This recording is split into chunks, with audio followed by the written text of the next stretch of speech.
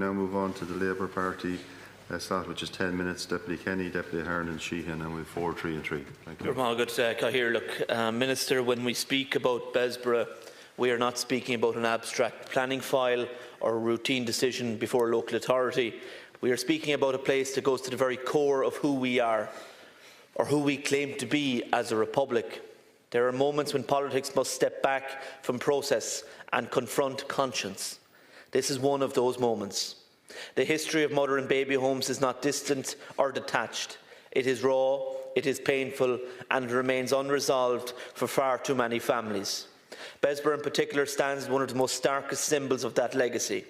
Nearly 19,000 women and children passed through its doors. That is not just a figure. It is a measure of suffering on a scale that is difficult to fully comprehend. We must be honest about what that means. These were women and children who endured conditions that no person should ever have to face.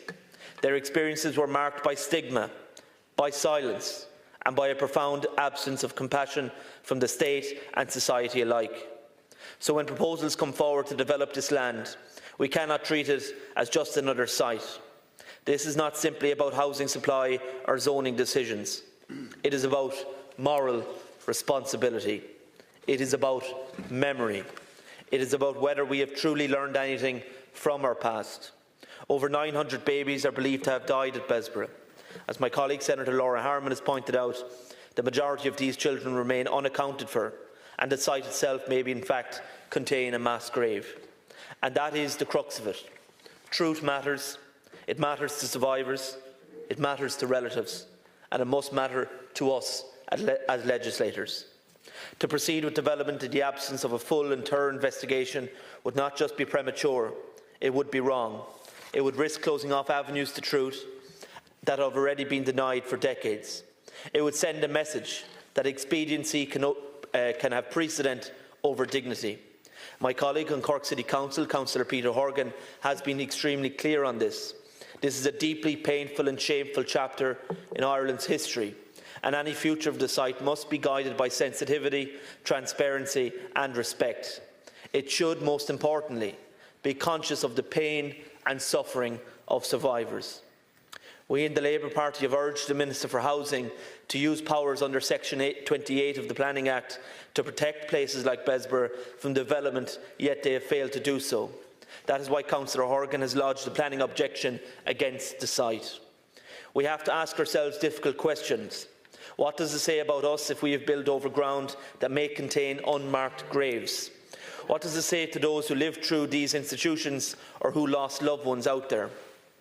Because for many, Bessborough is not history. It is a lived experience. It is a grief that has not yet found closure. It is questions that remain unanswered. Now let me be clear. This is not an argument against housing. We all recognise the urgency of the housing crisis, particularly in a growing city like Cork. But the issue here is not whether we build, it is where we build and how we build. There are alternatives. There are vacant and derelict sites that can and should be prioritised. What is being asked here is not unreasonable. It is simply that we approach this particular site with the care, sensitivity and respect it demands. Ultimately, this comes down to respect. Respect for the women who were sent there. Respect for the children who never left. Respect for the families who are still seeking truth. We have a choice. We can face our history in full, however uncomfortable that may be, or we can turn away from it. But if we choose to turn away, we diminish not just our past, but our integrity as a society. Bessborough is not just land, it is a memory and it deserves to be treated as such. Thank you, Deputy Ahern.